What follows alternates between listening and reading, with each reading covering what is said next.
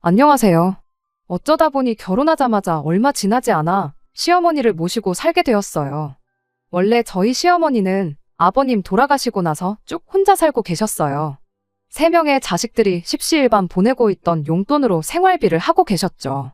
결혼 전에는 시어머니도 혼자 사는 게 더 편하니까 괜히 모신다니 어쩐다니 그러지 말고 같이 살자고도 안 할 테니 합가 걱정도 하지 말라는 말을 하셨는데 저희 결혼한 지 2년 만에 시어머니가 혼자서 지낼 수 없는 상황이 오게 되었어요.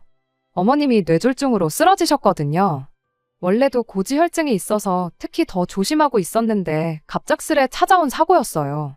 다행이라고 해야 할지 어머님이 그때 마침 혼자 계셨던 게 아니고 친구분하고 같이 계셨던지라 최악의 상황은 면할 수 있었는데 결국 후유증이 찾아와서 간병인이 필요해진 상황이 되었던 거예요. 사실 시어머니 생활비라고 해서 3명의 자식들이 돈을 엄청 넉넉하게 드리는 것도 아니었어요. 벌이가 거기서 거기다 보니 셋이 모아 돈 100만 원 만드는 것도 고작이었죠. 그런데 이제 간병인 비용까지 추가적으로 부담하게 생겼으니 돈 내는 게 아까웠던 건지 힘들었던 건지 둘째 신우가 나는 이제 더는 못 낸다 하고 나온 거예요. 둘째 신우네가 장사를 하고 있었는데 경기가 계속 풀리지가 않아서 안 그래도 그것 때문에 고생 중이었거든요. 그 상황은 이해가 가지만 제일 중요한 순간에 저렇게 나오니 적잖이 당황스러웠습니다. 그래도 시어머니가 연금 나오는 것도 조금이나마 있었고 그동안 용돈 100만 원 받으면 10만 원씩이라도 따로 모아두신 게 있어서 그걸로 모자란 비용을 충당하고 있었는데 난데없이 큰 신호까지 둘째도 안 내는데 나는 왜 이걸 내고 있어야 되냐며 배째라고 돈을 안 보내기 시작한 게 발단이 되었던 거예요. 나중에 알고 보니 큰 신우랑 둘째 신우가 너는 왜 안 보내냐 하고 그걸 가지고 둘이 기싸움을 하다못해 실제로 다투기까지 했는가 봐요. 결국엔 남편이 나서서 신우들을 중재해주긴 했는데 결과적으로는 둘이서만 화해하고 큰 신우도 돈을 안 보내는 쪽으로 이야기가 끝난 게 문제였어요. 돈을 안 주지는 않을 건데 둘째네가 다시 그 돈을 낼 때까진 자기도 돈 한 푼 낼 생각 없다고. 자기도 남편하고 자기네 시댁에 얼마나 눈치가 보이는 줄 아느냐 하면서 결국 모든 책임을 저희 집에 돌려버린 거예요. 아들이 부모 모시는 게 당연한 거 아니냐는 논리였죠. 결국 남편 혼자 버는 걸로 시어머니 생활비에 간병비까지 댈 수가 없었으니 시어머니를 저희 집에 모시게 되었던 겁니다. 어머님 댁 전세금 빼와서 그걸로 우리 집 생활비도 보태고 간병인을 쓰면 되는 거 아니지 않냐는 취지였지요. 코로나만 끝나면 둘째 누나네 가게가 살아나는 건 시간 문제가 아니겠냐고. 둘째 누나네 형편만 풀리면 큰 누나도 다시 돈을 보내주기로 했으니 그때부터는 어머니 돈으로 간병인만 쓰면 되는 거라나요. 뭐 저보고 회사까지 그만둬가며 시어머니를 봉양하라는 것도 아니고 그렇다고 몸까지 안 좋은 시어머니를 돈 얼마 아깝다고 내칠 수도 없는 노릇 아니겠나요. 게다가 제 위로 오빠가 있는데 저희 오빠가 저희 친정 부모님을 모시고 살고 있거든요. 저희랑은 경우가 조금 다르긴 하지만 그래도 저희 새언니도 군말 없이 살고 있는데 저희 오빠는 해도 되는데 나는 안 된다고 내로남불하는 건 조금 아닌 것 같았죠. 그래서 결국 결혼한 지 2년 만에 시어머니를 저희 집에 모시게 되었어요. 말씀드렸다시피 간병인을 집으로 불렀다 보니 시어머니를 모시고 사는 게 그렇게 힘든 일은 아니었어요. 이렇게 신세를 지는데 내가 몸이 불편해서 집안일도 못 도와준다시며 엄청 미안해하셨죠. 그런데 시어머니를 집에 모시고 또 2달도 안 지나서 문제가 생겼어요. 신우들이 왜 엄마 집 전세금 뺀 돈을 니네들이 다 쓰냐고 들고 일어난 거죠. 어머님이 돌아가시면 그 돈은 형제들이 사이좋게 셋이 나눴을 돈 아니었냐고. 그런데 그 돈을 상의 한마디 없이 다 써버릴 생각이냐고요. 저는 저 인간들이 진짜 자식은 맞나 싶었어요. 그래도 생활비 내드리고 하는 걸 봤을 땐 자식돌이는 하는 인간들인 줄 알았거든요. 어머님이 가지고 온 전세금이 뭐 몇 척 하는 거액이었으면 또 몰라요. 전세금 빼고 집안 집기들 다 정리하고 어머님이 따로 모아놓으신 돈이 9천만 원이 전부였거든요. 그거 셋이 나눠봐야 3천만 원밖에 안 되는 돈이잖아요. 한 달에 30만 원씩 드리고 본전 찾아가는 느낌으로 그 돈을 돌려받아 가고 싶은 생각이었을까요? 그걸 남편이나 제가 저희들 입속 태우는데 쓰는 것도 아니고 간병 비용 내는 건데 그걸 가지고 니 거 내 거 따지고 있는 게 어이가 없었죠. 시어머니도 딸 자식들이 그러는 꼴 보이는 게 참담하셨는지 한동안 식사도 제대로 안 하고 그러셨어요. 내가 얼른 죽어야 형제들끼리 우애라도 지키겠구나 하시는데 참 보는 제가 마음이 다 아플 정도였죠. 그 와중에 남편은 누나들한테 말 한마디 똑바로 못하고 남은 돈이라도 받아가라며 그 와중에 남아있는 어머님 돈을 3등분해서 누나들한테 벌써 가져다 줬더라고요. 참 기가 차고 어이가 없었지만 일이 이렇게 된 것 또 무슨 방법이 있었겠나요? 결국 간병비 부담에 제가 다니던 회사를 그만두고 새로운 일자리를 구하게 되었어요. 낮 시간에만 짧게 일하기로 한 거죠. 그러면 낮 동안만 짧게 사람 쓰고 제가 퇴근하고부터 저녁까진 제가 대신 시어머니를 간병할 수 있었으니까요. 어차피 아이가 생긴다면 저는 직장을 그만두고 전업주부를 할 계획이었다 보니 이 결정에 불만이 있거나 한 건 아니었습니다. 남편도 시어머니도 늘 저한테 하루는 고맙다, 하루는 미안하다 번갈아 가면서 말해주기도 했지만 말씀드렸다시피 누구한테 인정받자고 시어머니를 모시는 게 아니었으니까요. 그렇게 시어머니 모시고 살기를 어느덧 3년이라는 시간이 훌쩍 지나가 버렸네요. 말씀드린 대로 저희 오빠네가 친정부모님을 모시고 살고 있었는데 거기에는 이유가 따로 있었어요. 친정부모님 집이 2층 집이에요.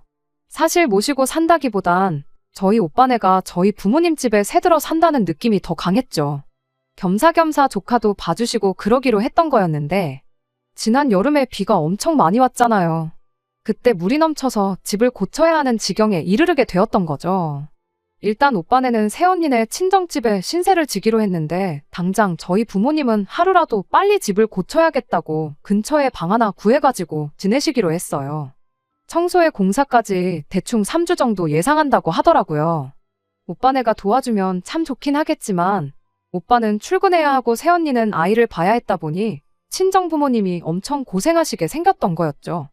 그 이야기를 들으니 자식된 입장에서 그게 참 마음에 걸리더라고요. 제가 뭐 공사를 돕거나 그럴 수는 없지만 청소하는 거 정도는 도울 수 있는 거 아니겠어요. 그래서 남편을 밖으로 불러내서 3주만 친정에 다녀오면 안 되냐고 물어봤죠. 그런데 남편은 고민하는 척도 안 하고 대번에 안 된다고 거절을 해왔습니다. 그럴싸한 이유라도 있었다면 제가 말을 않겠어요. 안 되고 하는 이유가 시어머니 간병은 그럼 누가 하냐는 이유였거든요. 제가 뭐 친정 가서 평생 살겠다는 것도 아니고 고작 3주인데 심지어 일하는 데서도 부모님이 고생하시는데 당연히 다녀와야 하는 거 아니겠냐며 제 사정을 봐줬거든요. 그런데 가족이라는 사람이 남보다도 못한 발언을 하고 있으니 어이가 없었죠. 3주만 간병인 불러서 쓰면 되는 거 아니겠냐 했더니 제가 일까지 쉬게 되었으니 그만큼 벌이가 줄어드는 거 모르냐고. 우리 형편에 하루 종일 간병인 부르는 게 말이나 되냐며 끝까지 안 된다고 하는 겁니다. 뉴스 보니까 물 넘친 사람들 정부에서 뭐 재난지원금 같은 거 준다고 본 거 같은데 장인 장모님이 그 돈으로 사람 써서 집을 고치면 되는 거 아니겠냐고 오히려 저한테 따져 묻더라고요. 돈이 나온 건 맞긴 한데 액수가 그렇게 많은 게 아니에요. 200만 원 조금 안 되게 받으셨던 걸로 알아요. 배보다 배꼽이 더 큰 상황이니 직접 집 수리하고 청소하고 하시겠다는 건데 무작정 돈으로 해결하라 하니 어이가 없었죠. 애초에 내가 멀쩡히 다니던 직장까지 그만둔 게 다 누구 때문이냐고 당신이 당신 누나들한테 어머님 간병 비용으로 쓰기로 했던 돈 3등분 해줘서 이렇게 된 거 아니냐 따졌더니 그렇게라도 해야 나중에 누나들한테 돈을 받을 수 있으니까 그렇게 한 거라고. 다 본전 생각해서 받아낼 자신이 있으니까 그렇게 한 거라는 거랍니다. 그러더니 급기야는 그럼 3주 친정 가는 거 보내줄 테니까 친정 부모님 앞으로 재난지원금 나온 걸 수고비로 받아오래요. 그럼 그 돈으로 간병인을 부르면 되겠다는 거죠. 정말이지 여지껏 시어머니를 위해 희생한 인연이 다 뭔가 싶은 생각밖에 안 들고 끓어오르는 화를 주체할 수가 없었습니다. 말씀드렸다시피 누구한테 인정받고자 시어머니를 모신 건 아니지만 지난 세월 나는 남편에게 돈까지 벌어오면서 지 아픈 엄마 병수발까지 들어오는 거 외에는 아무것도 아니었구나 하는 생각이 들더군요. 호의를 베푸는 건 한 번으로 족하다고 그게 반복되다 보면 당연한 줄 안다는 말이 딱 저와 제 남편을 두고 하는 말이었어요. 그리고 그때 마음을 정한 것 같아요. 그래서 남편한테 한마디 했죠. 네 부모가 소중한 줄 알면 남의 부모도 소중한 줄 알라고요. 나는 내 부모 힘이 되어주러 갈 테니 너는 너가 알아서 너 부모 챙겨라 말하고 그냥 그 길로 집으로 돌아가. 필요한 것만 대충 챙겨서 집을 나왔어요. 나오면서 그래도 몸성한 분이 아닌데 시어머니가 마음에 걸려 나오는 길에 비상금이라도 챙겨드릴까 했는데 이내 마음을 고쳐먹었죠. 이런 오지랖 때문에 신우들이고 남편이고 나를 호구로 알아서 저러는 거 아니겠냐 생각하고 집을 나왔습니다. 다른 사람도 아니고 지들 엄만데 어련히 자식들이 알아서 챙기겠거니 하고 생각했죠. 그렇게 친정부모님한테 도착하니 친정부모님이 새언니랑 한 집에 살고 계시고 있던 것 때문에 그랬나 별말은 하지 않으셨는데 그래도 표정을 보니 많이 후련하신 모습이었습니다. 그렇게 일주일 정도 친정부모님이 얻은 방에서 같이 지내면서 청소하고 고치고 공사하러 오신 분들 식사도 챙겨드리고 그렇게 보냈죠. 남편이나 시어머니가 어떻게 지내고 있을지 궁금해서 그런 건 아니고 갈아입을 옷이 좀 더 있으면 좋겠다는 생각에 집으로 향했어요. 남편하고 마주치기 싫어서 일부러 남편 출근 시간에 맞춰서 아침 일찍 집에 다녀왔죠. 시어머니 마주치면 어떤 반응을 보이려나, 어떻게 대답을 해야 하려나 그런 걱정하면서 출발했는데 걱정을 할 것도 없었습니다.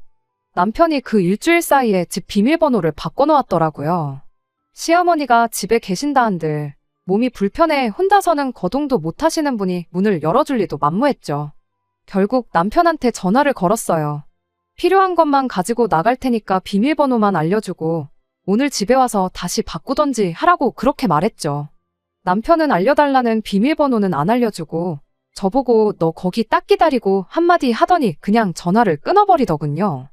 보아하니 집으로 오려는 것 같은데 밖에서 기다리기도 싫고 그냥 집으로 가버릴까 하다가 남편 하는 거 보고 그냥 이참에 있는 짐 다 챙겨서 나와야겠다 싶었어요.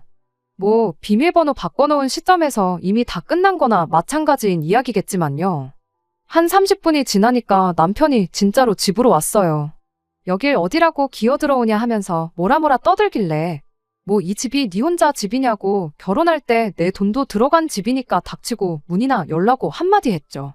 제 입에서 닥치라는 강한 단어가 나오니 순간 남편이 흠칫하더니 끝내 문을 열어주대요.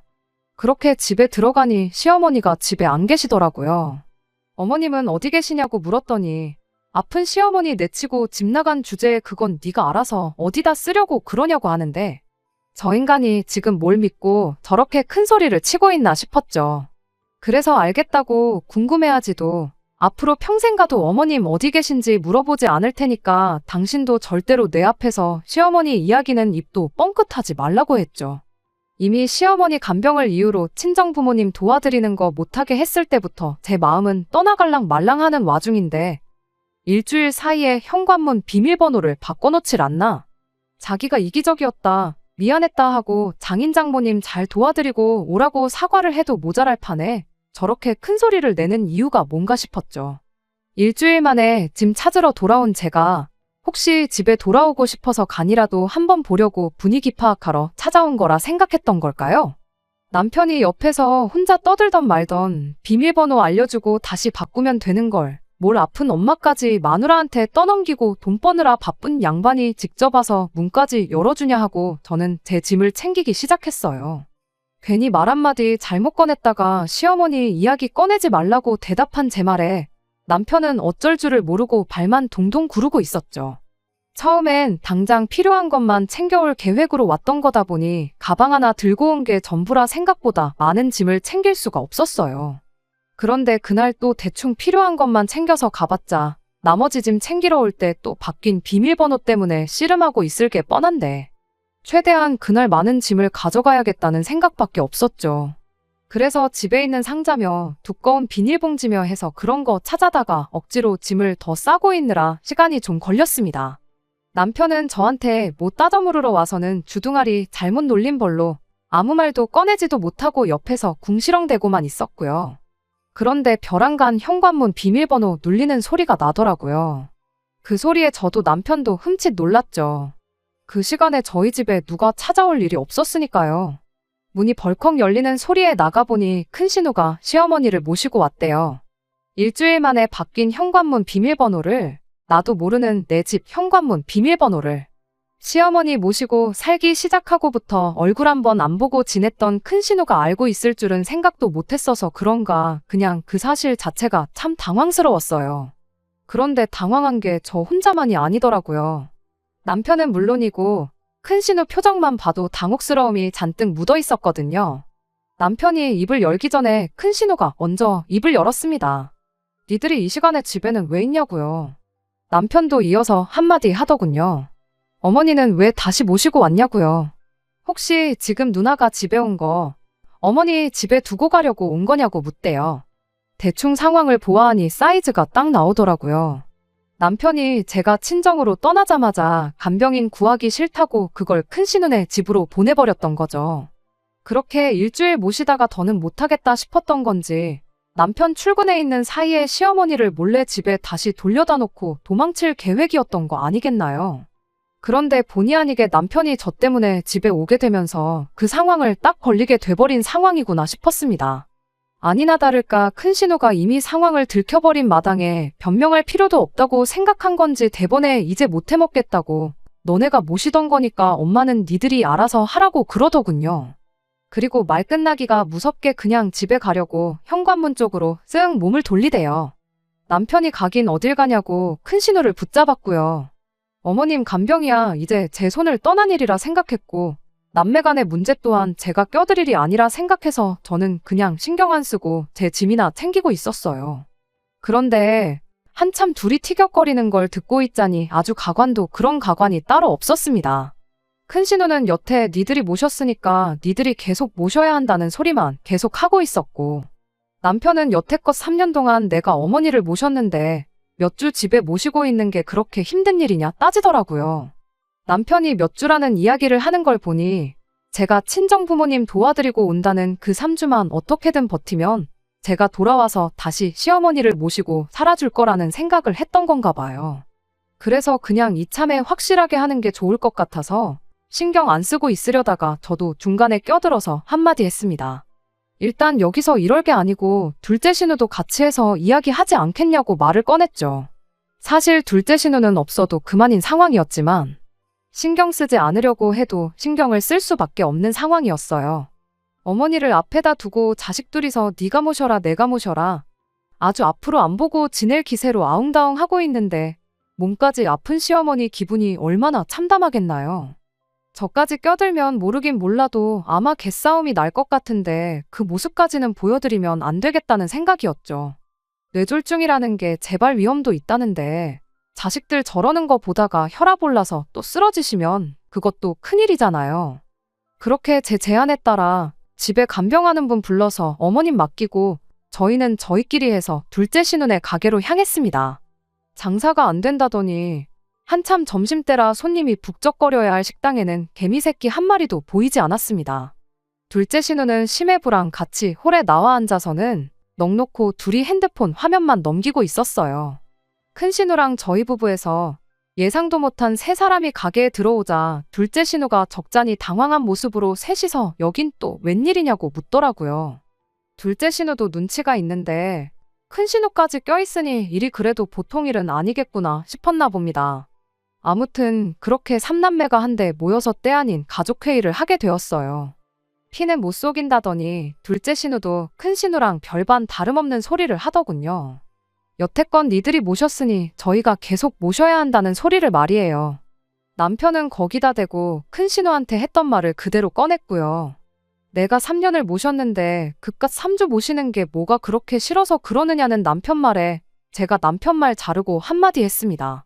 당신이 모시긴 뭘 모셨냐고. 모신 건 내가 3년을 모셨지 당신은 한 게 아무것도 없지 않냐고 말은 똑바로 하라고 했어요. 친정 갈 때 내가 3년 모셨으니 당신이 3주 모시라고 하지 않았냐. 내가 했던 말을 그대로 당신 누나들한테 한 거냐고. 정말 어이가 없다고요. 그런데 그걸 본 신우들이 말 한 번 잘했다고. 옳게가 다 했지. 네가 한 게 뭐 있냐며 말을 보태더라고요. 제가 남편한테 한마디 한 게 자기들 편을 들어주는 건 줄 알았는가 봐요. 그래서 오해하지 말라고 한마디 해줬죠. 남편이 한 게 없다고 해서 형님들이 어머님을 안 모셔도 된다고 하는 소리 아니라고요. 남편이 틀린 말 한 건 아니지 않냐고. 생판 남이나 마찬가지인 제가 어머님을 3년 모셨는데 고작 일주일 모시고 못하겠다고 이러는 거 솔직히 꼴불견이라고 한마디 했죠. 그랬더니 제 말에 대답은 못하고 너가 왜 남이냐고. 남편하고 결혼했으니 우리 집 사람이랍니다. 어머님 전세금 나눠 먹을 땐 지들끼리 셋이서 신나게 나눠놓고 모실 때는 가족이라고 하면 퍽이나 그 소리가 와닿겠다고 자식이 해야 할 도리를 떠넘길 생각 말고 앞으로 어머님 어떻게 모실지나 지금 정하라고 했어요. 두 신우는 입을 모아 지금 이러는 게 그 돈, 너 빼고 우리가 노나 먹었다고 그러는 거냐며 그럼 둘이서 1,000만 원씩 만들어 줄 테니 2,000만 원 받고 시어머니를 모시고 살라는 소리를 하더군요. 어이가 없었죠. 제가 이렇게 삼남매 모아놓고 이야기하는 자리를 만든 이유는 내가 지난 3년 얼마나 고생했는지 아느냐 알아달라고 만든 자리 따위가 아니라 앞으로 어머님을 어떻게 모실지 허심탄회하게 한번 세 가족이서 이야기해보고자 만든 자리인데 이 자리에서도 서로 안 모시겠다 떠넘기고만 있으니 제가 친정부모님 도와드리고 집에 돌아온들 수고를 알아주기는커녕 돈 얼마 못 받은 것 때문에 앙심 품고 아픈 시어머니 모시기 싫다고 집 나갔던 며느리 소리 듣고 사는 게 고작이겠구나 싶었어요. 이때 이미 저는 이혼할 결심을 확실히 굳혔죠. 2,000만 원 받자고 아픈 시어머니 모시고 사는 며느리가 세상에 어디 있겠냐고. 내가 돈 때문에 그러는 거였으면 시어머니를 모실 게 아니라 그냥 요양원에 취직해서 다른 아픈 사람들 돌보면서 제대로 된 월급 받고 일하고 있었을 거다 한마디 했어요. 적어도 세 가족이서 시어머니 돌아가면서 모시는 쪽으로 이야기해 볼까 해서 자리를 만든 건데 서로 떠넘기기 바쁘니 당신들이랑 더 이야기해봤자 시간만 낭비할 뿐이지 아무 소용 없겠다고요. 저는 이제 이혼을 하는 한이 있더라도 손 뗄 테니 어머님 거취는 셋이서 알아서 정하라 말하고 자리에서 일어났어요. 그런데 그 와중에도 둘째 신우가 우리는 장사를 하기 때문에 현실적으로 모시는 게 불가능하다며 큰 신우네랑 저희가 반년씩 시어머니를 모시면 안 되겠냐고 자기만 혼자 쏙 빠지려고 장꾀를 부리더라고요. 장사가 대수냐고 우리도 맞벌이 하면서 모셨다고. 그리고 지금 상황상 어머님 모시기 제일 좋은 게 둘째 형님인 거 모르냐고 한마디 했어요. 가게가 장사가 안 된다길래 얼마나 안 되나 봤더니 이건 뭐 점심시간 1시간 동안 개미 새끼 한 마리도 안 들어오지 않았냐고. 한 사람만 있어도 충분한 것 같은데 뭐하러 둘이나 나와가지고 가게에 죽치고 앉아있냐고 했죠. 그 시간에 그냥 형님이 어머님 간병하고 있으면 되는 거 아니겠냐고요. 한 달에 어머니 간병 비용 30만 원 보태는 것도 힘들다고 안 주고 있지 않냐고. 그냥 이참에 어머님 모시고 동생이랑 형님한테 30만 원씩이라도 받으라고 했죠. 그럼 이렇게 장사도 안 되는 가게에 죽치고 앉아있는 것보다 돈은 더 벌지 않겠냐고요. 그랬더니 큰 신우도 남편도 이게 정답이다 싶었는지 그러자고 어머니는 둘째 신우가 모시는 걸로 하자고 아주 며칠 굶은 하이에나 새끼들 마냥 달려들대요. 말이 그렇다는 거지. 어머님 모시는 건 셋이 알아서 자라비하라고 그리고 남편은 한동안 저랑 이혼 준비한다고 정신없을 테니 돌아가면서 모실 거거든 그거 하나만 감안해달라고 말하고 자리에서 일어났습니다. 난데없는 이혼 선언에 네가 모셔라 서로 헐뜯던 신우들이 말을 멈추고 저를 쳐다봤고 남편도 깜짝 놀라서는 갑자기 이혼이라니 그게 무슨 소리냐며 저를 따라 자리에서 벌떡 일어나더군요. 거기서 남편이 무릎이라도 꿇고 땅에 머리를 찧어가면서 미안하다고 사과했다고 한들 이혼하겠다는 저희 결심이 바뀌지는 않았을 거예요. 그런데 거기서 남편이 정말 손톱만큼이나마 남아있던 정을 확실히 떼주더라고요. 저를 따라 자리에서 일어나더니 저를 붙잡는 게 아니고 지 누나들한테 어머니 때문에 나 이혼당하게 생겼다고 자기 이혼당하는 꼴 보기 싫으면 누나들이 이제 어머니 좀 모시고 살라는 소리를 하더라니까요.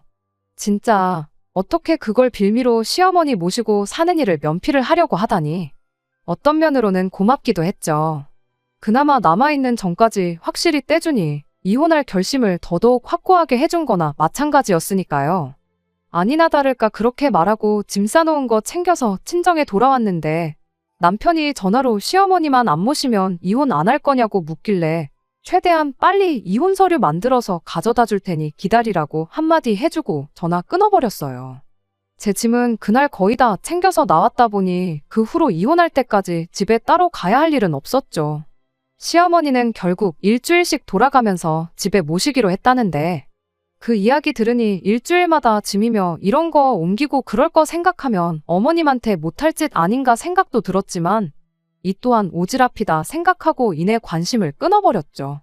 결국 남편과는 이혼을 하게 되었어요. 남편이 그날 강하게 나온 데에는 나름 이유가 있었더라고요. 이혼 소장 받으니 먼저 짐 싸서 나간 것도 저였고 시어머니를 모시고 사는데 제가 합의를 했으니 이혼할 때 재산 분할이나 이런 부분에 있어 제가 불리할 거라고 생각했었나 봐요. 제가 진짜 이혼하자고 나올 줄은 예상을 못했다 보니 그걸 변호사가 아니고 이혼 한번 해봤던 친구한테 대충 어떻겠냐 의견 좀 물어봤던 것 같은데 그걸 이유로 자기가 강하게 나오면 제가 무서워서라도 이혼하자는 말을 못 꺼낼 줄 알았던 건가 봐요. 그런데 시어머니 간병하고 모시고 살면서 간병비 보탠다고 제가 일까지 나갔던 점이랑 이런 게 다 인정을 받아서 오히려 재산 분할을 절반이나 받아올 수 있었어요. 귀책 사유가 남편한테 있었다 보니 위자료까지 받아낼 수 있었죠. 돈 때문에 어머니를 모신 게 아니라고 하지 않았냐고 그럼 이혼할 땐 하더라도 재산 분할은 받아가지 말라는 개소리를 떠들고 있는 남편한테 그러니까 알아서 잘해줄 때 진작에 잘하지 그랬냐 한마디 해주니 3년간 시어머니 모시고 고생하면서 산 만큼은 아니지만 어느 정도 화가 풀리더군요. 그렇게 숙려기간이 다 끝나갈 무렵 남편한테서 연락이 왔어요. 시어머니가 마지막으로 한번 보자신다고 하는데 이혼하는 마당에 거길 다녀올 이유가 있나 싶었죠. 그래도 마지막으로 인사를 드리는 게 도리가 아닌가 싶기도 하고 마침 집에서 제 짐을 덜 챙겨온 게 있어서 겸사겸사 다녀오기로 했어요. 그래도 당신 모시기 싫다고 이혼하기로 결정한 며느리인데 시어머니가 많이 화가 나 있을 줄 알았는데 저한테 그동안 고마웠다고 한마디 해주고 싶어서 부르신 거라시네요. 당신 자식들 중에 제가 했던 거 반만큼이라도 당신 챙긴 자식이 있으면 온갖 억지를 써서라도 이혼하는 거 말렸을 거라고. 그런데 애석하게도 자식들이라고 있는 건 아픈 어미 앞에다 두고 서로 니들끼리 모시라고 떠넘기고 있는 꼴이니 정말 저를 볼 면목이 없다시면서요. 어머님은 요양원에 가기로 결심하셨대요. 일주일씩 번갈아 가면서 짐짝 취급 받는 거보다 그냥 맘 편하게 요양원에서 지내실 생각이랍니다. 자식들이 당신 돈 뜯어간 게 있으니 그 비용은 세 자식들이 똑같이 나눠내기로 했다나 봐요. 모실 사람이 없어지니 그런 부분에 있어서 합의는 빨랐나 봅니다. 아무튼 그렇게 몇 번이고 시어머니한테 고맙다는 이야기 듣고 그냥 마지막이라 생각하고 얼굴 한번 보고 싶어서 부르신 거라 말하곤 저보고 행복하게 살라고 한마디 해주시대요. 그리곤 자식들도 모르는 당신 남은 재산이라며 장롱한 구석에 숨겨놓고 계셨던 폐물들을 저한테 주시는 거예요. 지금 금시세면 못해도 2천만 원은 나올 거라며 가지고 있어봤자 자식 새끼들이 나눠 먹을 텐데 그 꼴은 못 보겠다고 저보고 가져가라시더군요. 제가 돈 때문에 어머님 모셨던 것도 아니고 제가 알기론 요양원 가시면 용돈 같은 것도 필요하실 거라고 제가 돈으로 바꿔올 테니 이 돈은 어머님 비상금 하시라 말하고 거절했어요. 어머님은 끝까지 이러다 나 죽고 돈 남으면 그마저도 자식들 나눠줘야 하지 않냐고 그러긴 싫다고 고집을 부리셨어요. 따지고 보면 당신 때문에 이혼당하는 건데 나한테 위자료 받아가는 거라 생각하라며 그 돈을 기어이 주시는데 그래도 끝까지 그 돈을 받지 않았어요. 그 마음만 받기로 했죠. 말 그대로 시어머니 환심 사서 돈 얼마 받자고 모셨던 것도 아니었고 이혼을 하기로 한 만큼 확실하게 모든 걸 끊어내는 게 맞다고 생각했거든요. 그 돈 받으면 괜히 마음만 무거워져서 찾아가게 되고 그럴까 봐서요. 결국 어머님은 그런 제 마음을 이해해 주셨고 그렇게 완전히 남편과 관련된 모든 것들을 털어놓을 수 있었습니다. 이 이혼이 시어머니 모시자고 했을 때 모시기로 했던 제 잘못이라고 하실 분들이 더 많을 거라 생각해요. 하지만 그때 시어머니를 안 모시겠다고 했다 한들 그 입만 살아서 나불대는 효자들 억지에 결국 이혼하게 되었을 거 아니겠나 싶습니다. 차라리 더 늦기 전에 일찍 손 털고 나와 제 인생 되찾고 시어머니도 요양원에서나마 자식들 눈치 안 보고 편하게 지내시게 된 지금이 제일 좋은 마무리가 아닐까 생각해요. 효도는 제발 남한테 떠넘기지 말고 직접 하자. 이렇게 한마디 하고 싶네요. 설령 남이 대신 해준다고 한다면 적어도 그 행동에 대해 고마움을 느낄 줄 아는 사람이 되었으면 좋겠어요. 생각난 김에 저도 저희 오빠한테 암만 한 집에 산다고 해서 새언니한테 효도 떠넘길 생각하지 말라고 한마디 해줘야겠네요. 끝까지 들어주셔서 감사합니다. 오늘의 사연은 여기까지입니다. 구독과 좋아요, 알람 설정 부탁드리고 더 좋은 사연으로 다시 찾아뵙겠습니다. 감사합니다.